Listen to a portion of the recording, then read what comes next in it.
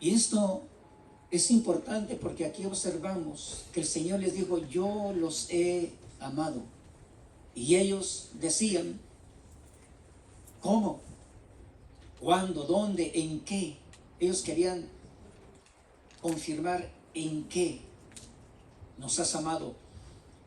Y la respuesta de Dios: ¿no era Esaú hermano de Jacob? Declara el Señor: sin embargo, yo amé a Jacob y aborrecí a Esaú.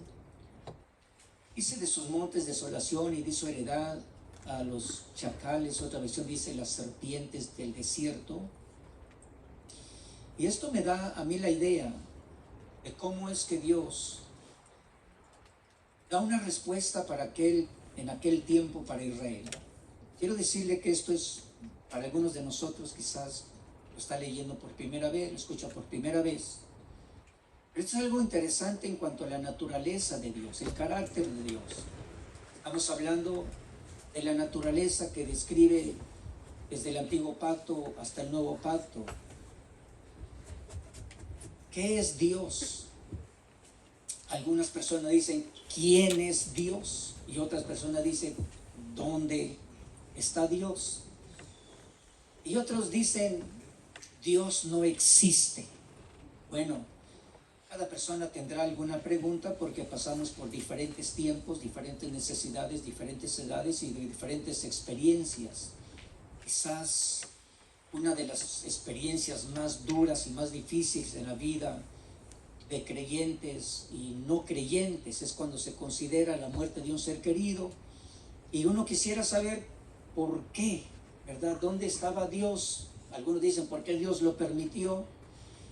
Los no creyentes, y si hay creyentes con una fe muy pequeña, pudieran decir: Señor, ¿por qué lo permitiste? ¿Verdad? Entonces, hay situaciones de esa clase. Pero en esta ocasión hay una pregunta aquí que el Señor les acaba de decir. Dice: yo los amé. Usted y yo sabemos, porque esto es muy práctico para usted y para mí, o de esto podemos aprender algo muy importante. En realidad, ahora que nosotros hemos estado leyendo y aprendimos acerca del amor de Dios, quiero hacerle un recordatorio porque algunas personas conocen e interpretan, quizás por la influencia, por la costumbre o porque han escuchado de alguien que así ha dado la interpretación del amor. La vez anterior dijimos que existen diferentes clases en las que las personas interpretan el amor. Usted y yo, como hijos de Dios, como creyentes en Cristo Jesús, sabemos que el amor de Dios, y leyendo la Escritura dice Juan capítulo 3:16, porque de tal manera. Otras versiones dicen de esta forma, y la raíz de tal manera significa mucho nos ha amado el Señor nuestro Dios. Así que si alguien escucharía este versículo, también pudiera decir: ¿en qué nos ha amado? ¿Verdad? ¿Cómo es que se puede demostrar la existencia de Dios y las cosas en que Él nos ha amado? Y basados en esta escritura de Juan capítulo 3:16, usted y yo podemos decir: en realidad ahora entendemos que el Señor no solamente nos amó individualmente o personalmente, sino que dice la Escritura: porque de tal manera mucho o de esta forma amó Dios al mundo. El mundo nos habla de la tierra habitable, de los habitantes de la tierra.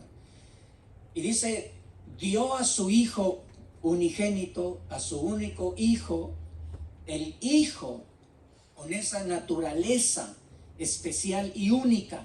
No ha habido alguien más como Jesús, el Hijo de Dios. Aleluya. En alguna ocasión, creo que mi esposa comentaba que había una señora allá en su tierra. Bueno, no solamente soy de ahí en la tierra de ella, ¿verdad? Decía que había una señora que decía que era la Virgen María porque estaba embarazada y decía que era otra vez el niño Jesús. Imagínense ya en el siglo XX diciendo una señora que también era la Virgen María, porque ahora traía un embarazo. ¿Quién sabe de quién sería, verdad? Entre tantas cosas, pero ella decía que era el niño Jesús. Imagínense. Y lo que yo le quiero decir ahora es: usted y yo sabemos que Dios nos ama. ¿Alguien dice amén? ¿Alguien dice sí, así es? De tal manera nos amó. La diferencia del amor de Dios, o lo que lo hace especial el amor de Dios, es que es mucho. Es en una medida grande, es abundante. Por eso no es fácil explicarlo. Pudiéramos decir, Dios me amó en una situación en la que estaba yo desesperado, alguien estaba a punto de matarse, alguien estaba a punto de morir, alguien estaba en el fracaso total, y de pronto Dios le da la palabra de fe, envió obreros, mujeres que le hablaron acerca del amor de Dios y la oportunidad de ser salvo de pecados, pero también de otras condiciones, porque hubo muchos enfermos, paralíticos, endemoniados en los días de nuestro Señor Jesucristo, y los rescató, y entonces así libres creyeron en Jesucristo, el Hijo de Dios, el Mesías, el Hijo de Dios. Usted y yo sabemos cuándo, en dónde, en qué nos amó Dios. Algunos en una medida, otros en una medida más grande, otros en algunas circunstancias, otros en algunos lugares y otros en otros lugares. Esa sería la respuesta. Dios dice, yo los amé. Y pudiéramos nosotros tener esa respuesta. No era la única pregunta, pero sí le dicen al Señor, ¿en qué nos has amado? Mire qué situación el pensamiento de Israel en ese tiempo. Pero para que usted entienda por qué esa clase de preguntas, sin embargo, Dios respondiendo. Nunca se vaya a desesperar usted si alguien le pregunta. A veces las preguntas son las cosas que no está entendiendo la persona, o están tan equivocados ya, o están todavía en ignorancia, que usted puede ser la persona que diga, bueno, usted está preguntando esto, yo lo que he aprendido en las Sagradas Escrituras es esto, aquí le va la respuesta. Y ahí, si la persona quiere entender o no quiere entender, pero no va a decir que no tiene respuestas. La respuesta que estaba dando aquí el Señor fue por medio del profeta Malaquías. Malaquías, su nombre significa un mensajero, es como un ángel del Señor, un mensajero. Él es el que estaba dando la respuesta en aquella situación que Israel estaba viviendo, para que usted observe qué es lo que estaba viviendo. Después dice en el versículo 6, en la parte final, el Señor mismo declara que ellos estaban menospreciando su nombre, y ellos decían, ¿en qué hemos menospreciado tu nombre? Otra pregunta. Puede ser una pregunta que algún día usted se va a encontrar con alguien y que diga, no, yo sí amo a Dios, yo no menosprecio el nombre del Señor. Bueno, el Señor les estaba diciendo, ustedes están menospreciando mi nombre. Y ellos dicen, ¿en qué hemos estado menospreciando tu nombre? Como diciendo, como que no, eso no es cierto, eso no corresponde para nosotros. Pero Dios les estaba diciendo, si usted ve el versículo 7, otra pregunta, ¿en qué te hemos deshonrado? Y luego viene otra pregunta en el capítulo 2, en el versículo 17. Ahora el profeta, el mensajero, les dice, han cansado al Señor con sus palabras y dicen, ¿en qué le hemos cansado? Y entonces la respuesta dice, cuando ustedes dicen todo el que hace mal es bueno a los ojos del Señor y en ellos Él se complace. ¿Dónde está el Dios de la justicia? Entonces para ellos hacer lo malo estaba bien, y como no les pasaba nada en ese tiempo, decían, ¿dónde está el Dios de la justicia? Si fuera así Dios con justicia ya nos hubiera disciplinado, pero como que ellos decían, si no pasa nada, no está ocurriendo todavía nada. ¿Cuántas preguntas llevamos? Bueno, dice, usted no las estaba contando, no sabía que era un examen de matemáticas, ¿verdad? Bueno, pues hay otra pregunta que dice en el capítulo 3 y en el versículo 13, bueno, versículo 8, capítulo 3, versículo 8, y dice, ¿robará el hombre a Dios? Y ellos decían, ¿en qué te hemos robado? Si usted va al versículo 14, el profeta dijo, habéis dicho en vano, es servir a Dios. ¿Qué provecho hay que guardemos sus ordenanzas y que andemos de duelo delante del Señor de los ejércitos? Otra pregunta, ¿qué provecho hay en que guardemos sus ordenanzas? Y ellos ya tenían la respuesta, dice, en vano es servir a Dios. Ahora usted observe que las preguntas van dando lugar a que Israel en ese tiempo buscaba una justificación.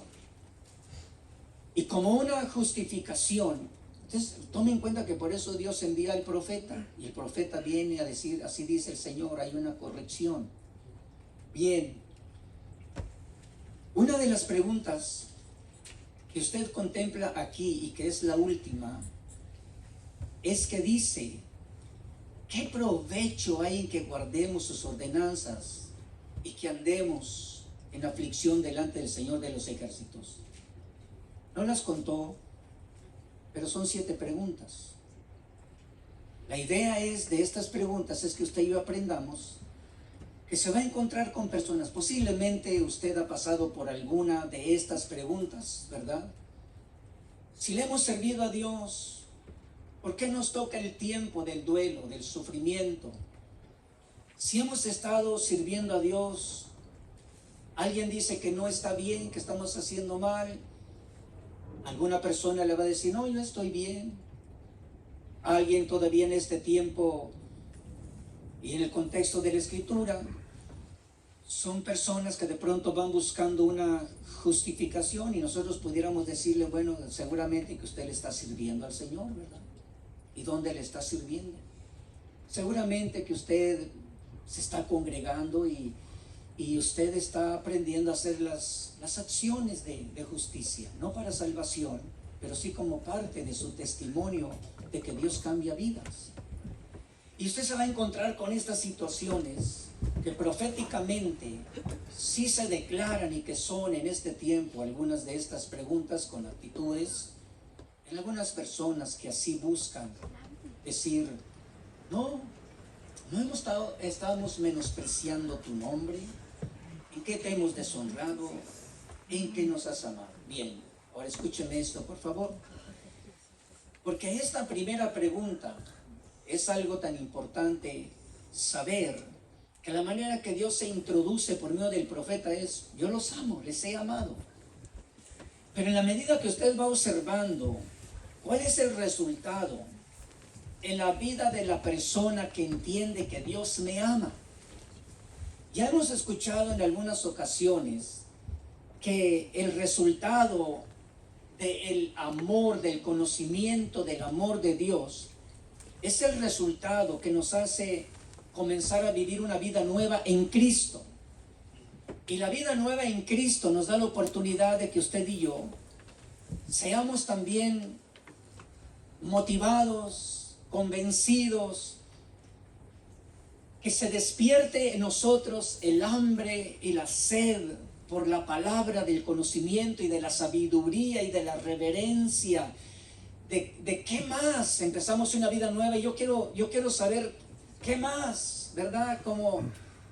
Quizás como el bebé que se va desarrollando, que poco a poco va como moviendo sus manitas, comenzando a expresar el lenguaje, que comienza a caminar, que va dando lugar a que su cuerpo vaya tomando firmeza, que pregunte, que pida y que aprenda algunas de esas cosas como un recién nacido y en su crecimiento semejante.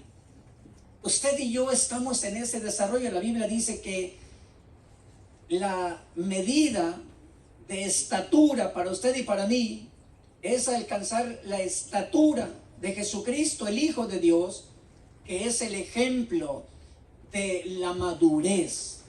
Quiere decir que en todo ese tiempo anterior, mientras usted y yo conocemos y somos conocidos por Dios y somos llevados a la fe a nuestro Señor Jesucristo, vamos creciendo, vamos aprendiendo hasta que se va viendo la firmeza, la seguridad, y todavía se nos hace un recordatorio hasta que usted alcance la estatura del varón perfecto es la madurez que Jesucristo mostró mientras estuvo aquí en esta tierra. Esa es la estatura que a nosotros se nos dice, hasta que usted alcance esa estatura.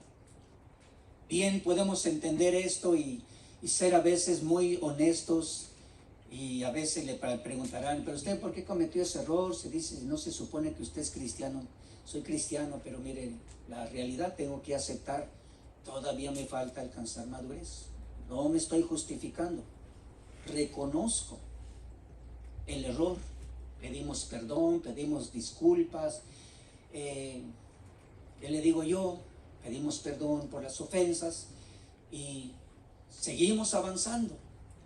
Hace algunos días me decía un joven, ya entre la edad de cerca de los 27, 28, dice, yo me ha tocado ir a la iglesia, no puedo comer el pan, no puedo comer el vino, me siento mal, me viene el pensamiento de que voy a comer el pan, voy a beber el vino y después voy a regresar a esos errores y esas costumbres que en la vida pasada todavía no puedo dejar. ¿Cómo le hago? Dice, ¿cómo voy a comer el pan?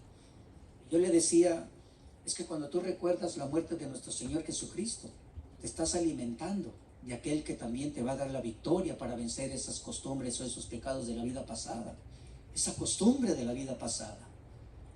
Pero es que no me siento bien, pienso que ¿para qué lo hago si viene? Y te sientes mejor no comiendo el pan y no bebiendo la copa. No. Bien, pues es un recordatorio de la muerte de nuestro Señor Jesucristo, no es un recordatorio de que ya estamos perfectos. Es un recordatorio de la obra de Cristo para que nosotros tengamos ese ánimo y podamos recordar, Jesús murió por mí, yo tengo que resistir, rechazar el pecado. Bueno, este profeta comenzó, Dios te ama, Dios te ha amado. Y dice la escritura que ellos dicen, ¿en qué? ¿Dónde? ¿Cómo? Y ahí es donde usted y yo quizás tendremos que ayudar a alguien o pensar en un momento para que no vayamos a ver un despropósito en el Señor. Este contexto y todas estas preguntas tienen una enseñanza.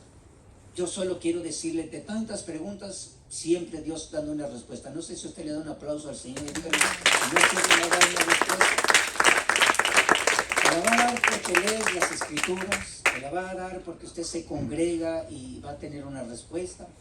Se la va a dar el Señor en sueños, se la va a dar en una visión, se la va a dar por medio de un mensajero, se la va a dar por un mensajero celestial o por un predicador, se la va a dar por un profeta o por otro ministro, se la va a dar por alguien que tenga un don espiritual y usted va a decir, Dios me habló, Dios me respondió.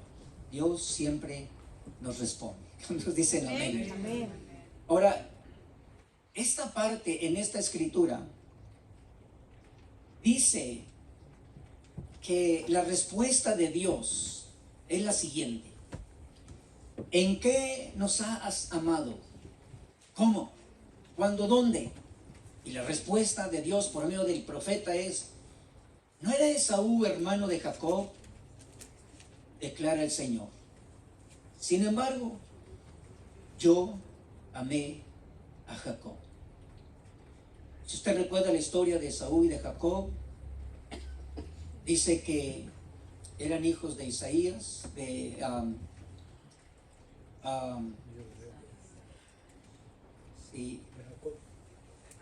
Jacob. No, Jacob y Esaú eran hijos de Isaac. Isaac, gracias. ¿Se acuerda usted de esa historia? Isaac con su esposa Rebeca tienen 2 hijos, y ahí es donde se dice, y quiero que vea esto por favor, en los escritos y el conocimiento que le dieron al apóstol Pablo, hay una aplicación que él dio claramente, que el maestro, el predicador puede mostrar otro aspecto.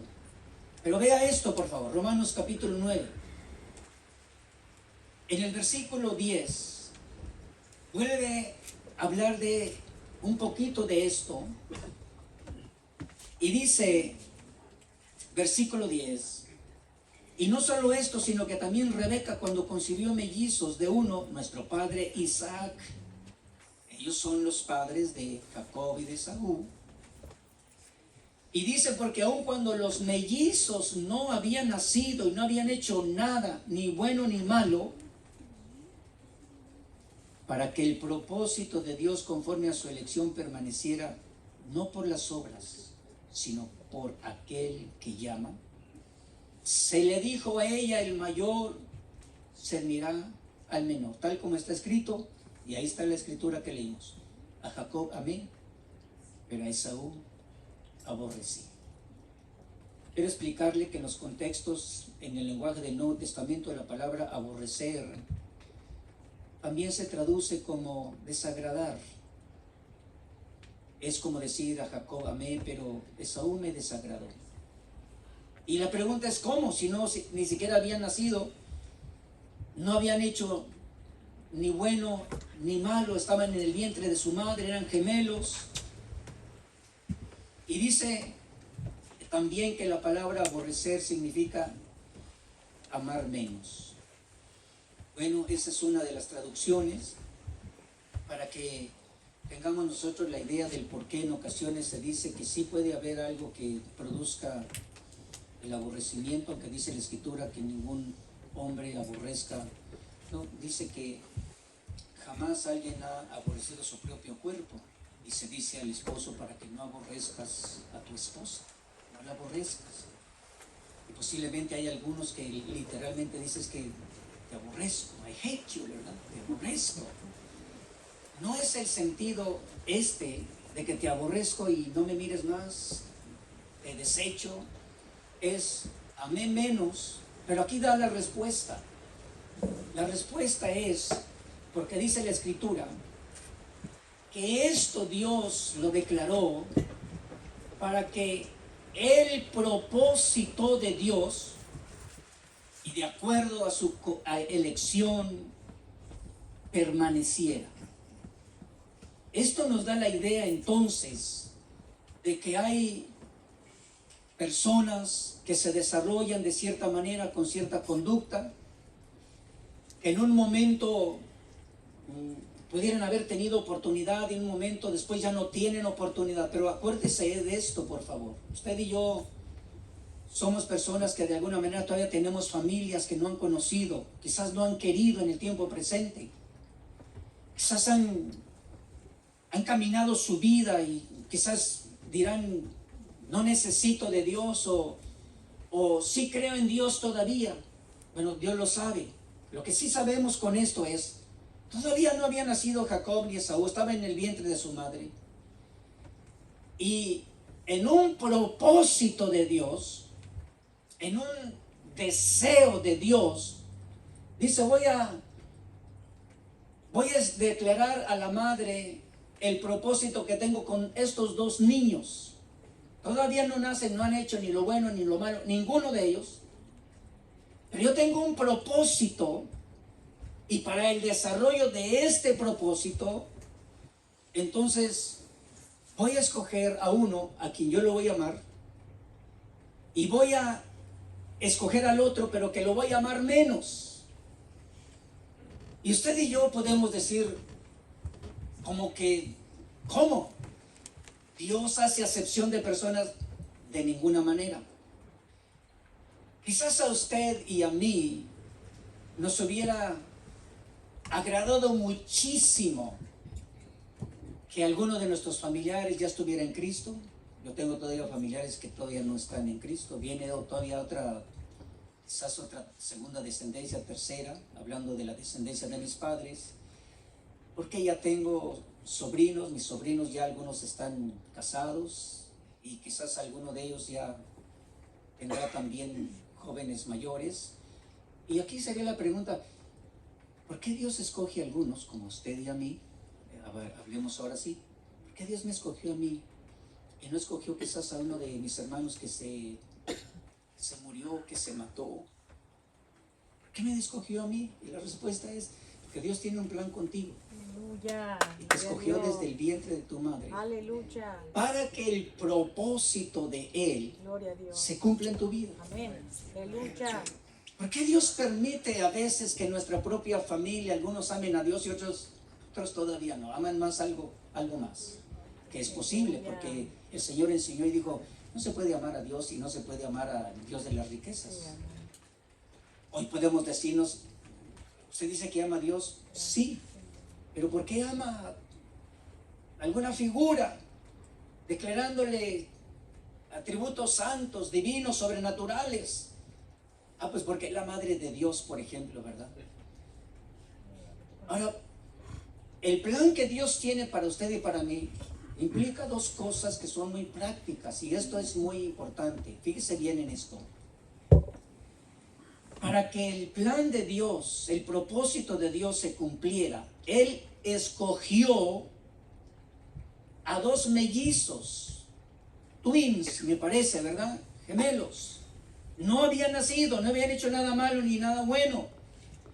Pero Dios quiso desarrollar un propósito, un plan, y escogió a los dos, pero dijo de uno, a Jacob amé y a Esaú aborrecí. A él lo amé menos. Es la traducción del escrito del lenguaje del Nuevo Testamento.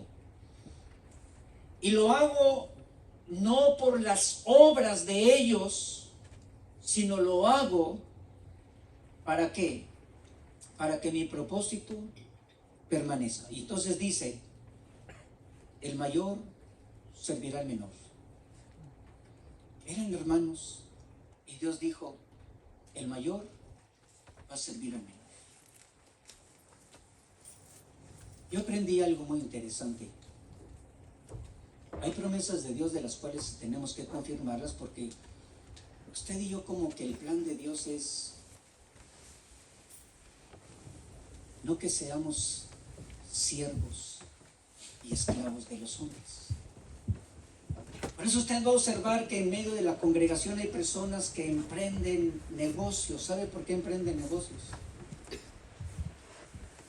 Porque el plan de Dios se tiene que cumplir. Hay algunos de los cuales el Señor no solamente espiritualmente nos libra de la esclavitud, de la servidumbre, sino que también el plan de Dios es que tú no estés con alguien con el cual ya no te sientes bien, no te sientes cómodo. Estoy hablando de un trabajo, estoy hablando de un llamado por el cual de pronto Dios pone en el corazón de las personas y dice, yo me voy a independizar, yo voy a abrir mi propio negocio.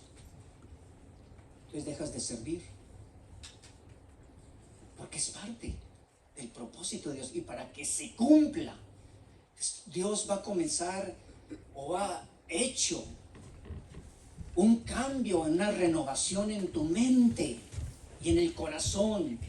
Y usted dice, es que como que no nací yo para estar sirviendo ni a alguien más. Como que yo nací para emprender, para abrir un negocio.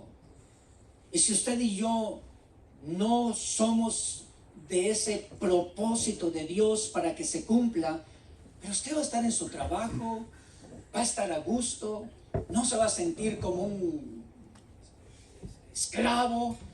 Usted dice, bueno, es que esto es lo que Dios me dio. Yo, por ejemplo, le voy a decir, esto es muy práctico, siempre quisimos comprar una casa. Y cuando me preguntaban, a ver, ¿usted en qué trabaja y cuánto tiene? Le decía, mire, esto es lo que tengo, esto es lo que soy. Y ellos veían, dice, ¿podemos hacerle un cambio aquí en sus documentos? No. Si a mí me califica con lo que soy y con lo que tengo, adelante. Pero si usted quiere cometer fraudes, después usted no va a estar presente si después hay un problema.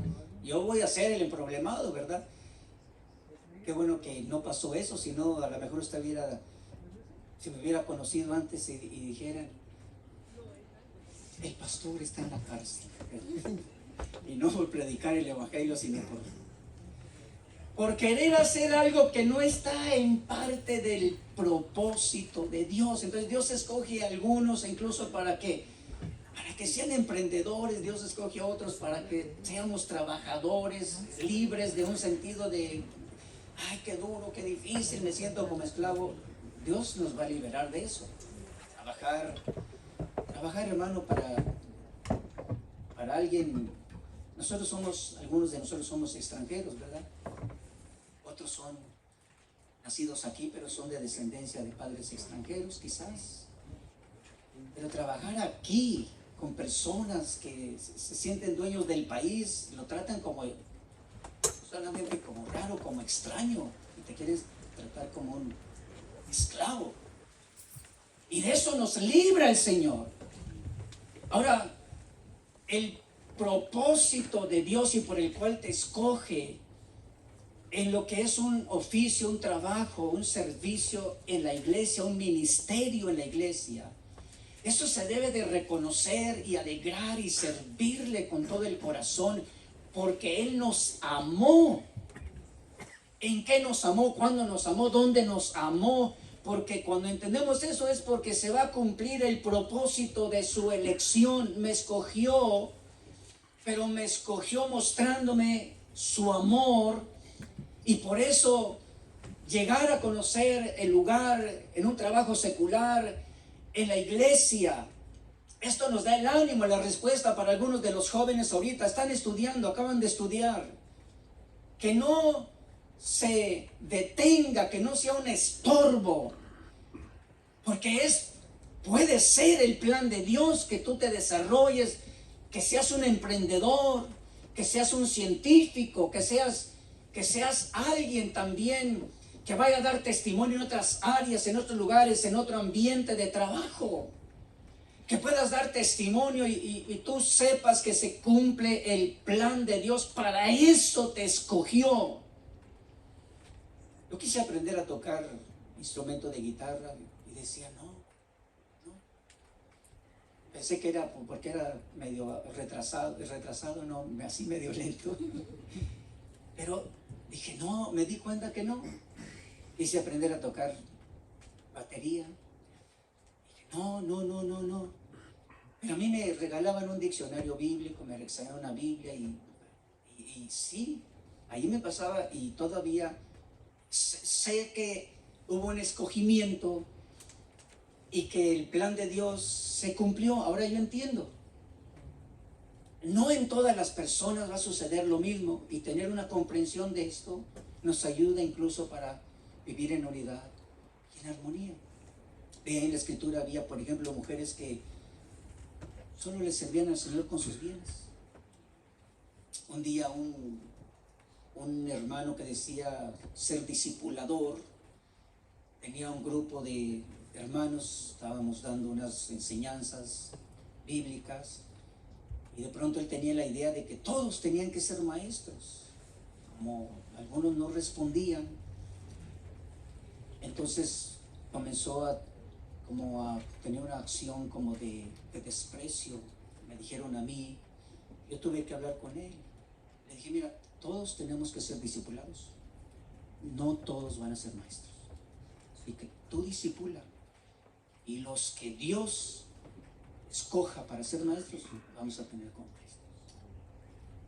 Entonces el escogimiento es parte del plan de Dios para su vida, y por eso usted siente en su corazón y en su espíritu, Dios me ha escogido.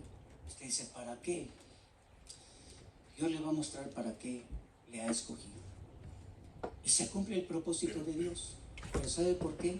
Porque Dios tuvo el cuidado de su vida desde el vientre de su madre, desde pequeño, aunque no éramos creyentes, pero Dios tuvo el cuidado de nosotros hasta que llegó ese día en donde quizás usted no le preguntó, pero la Biblia dice, Dios dando testimonio de que Dios te amó y te escogió para que se cumpla el propósito. Si hay un propósito en Jacob y Esaú, el mayor servirá al mejor, y así fue.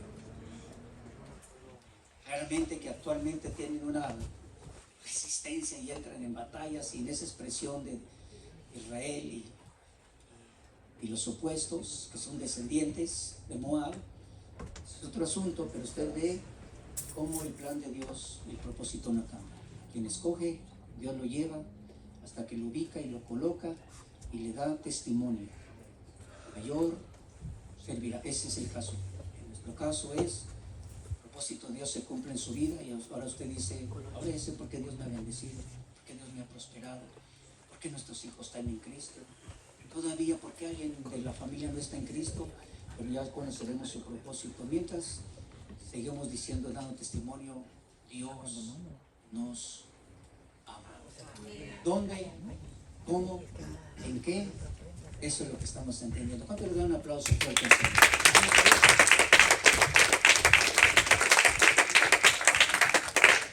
Dios escogió a una mujer en los días de nacimiento de Jesús, en la presentación de Él en el templo. Aquella mujer se casó de jovencita. Aquella mujer comenzó a servirle al Señor en el templo con oraciones, con ayunos. Ese fue el propósito de Dios para ella. Alguien pudiera decir, ¿por qué no se casa? ¿Qué? A veces se dicen esas cosas porque no se conoce el propósito por el cual Dios nos escogió. Quiere decirle usted en esta noche, Señor, es una obra maravillosa la manera en que tú nos has enseñado que nos amas. Y si lo quiere hacer más personal, dígale, Señor, tú me amas, me has amado, me has amado. Por eso, Señor, es que nos has guardado. Por eso nos diste la revelación de tu Hijo Jesucristo. Por eso, Señor, nos detuviste y nos llamaste para recibir el perdón, la restauración, la sanidad. Me escogiste y estoy entendiendo el lugar, la posición que tú, Señor, preparaste para mi vida. Si usted todavía no sabe, todavía no tiene idea cómo el Señor le va a ubicar, establecer en la iglesia del Señor, usted le puede decir, Señor, ¿cómo expresarte mi gratitud por tanto amor, tan abundante amor?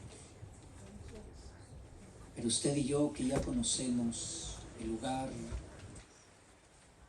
la función que el Señor ya ha cumplido en su propósito, podemos decirle muchas gracias. Muchas gracias que me has puesto en el lugar, que me has puesto en la función, en el servicio que a ti te agradó, que a ti te complació. Y agradecemos en el nombre de nuestro Señor y Salvador Jesucristo. Si hoy estás aquí, hoy te decimos una vez más, si no has aceptado a Jesucristo como tu Señor y Salvador, esta noche es la noche en donde se te confirma. Por eso Dios te ha guardado hasta este momento. Y por eso te está atrayendo con amor a su presencia. La salvación la puedes recibir si crees en esa elección, en ese escogimiento. Pero la salvación la recibes por la fe, porque crees que Jesucristo es el Hijo de Dios. Si no has hecho esta oración, te invitamos para que ahí en tu lugar, no eres tú el que ha trazado el destino de tu vida. Es Dios que te ha guardado desde el vientre de tu madre, pero que ahora te está haciendo un recordatorio. Si crees que Jesucristo es el Hijo de Dios y lo confiesas con tu boca y crees en tu corazón, recibes el regalo de la salvación y nunca serás avergonzado, dijo el apóstol Pablo. De las personas que nos visitan, alguien levanta su mano y quiere recibir a Jesucristo como Señor y Salvador. Y le das gracias por el amor tan grande que hoy te envía otra vez para que tú recuerdes. Hoy te das cuenta del amor de Dios, te das cuenta de la necesidad de la salvación. Si hoy le recibes, levanta tu mano. Si ya has hecho esa oración, Dios te va a dirigir para que conozcas su propósito y se cumpla su propósito en tu vida. ¿Por qué? Porque te ama. A otros les llegará también su tiempo. Padre, te damos gracias este tiempo tan especial, los momentos en los cuales, Señor, nos haces comprender. Toda pregunta tiene una respuesta de parte de ti. Pero hoy, Señor, te damos gracias por la grandeza de tu amor tan especial, tan abundante. En el nombre maravilloso de nuestro Señor Jesucristo, gracias por tu propósito, para habernos escogido, por enseñarnos para desarrollar, Señor, una función que está en tu propósito. ¿Cuánto decimos amén? Amén. Amén. Le damos un aplauso fuerte al Señor.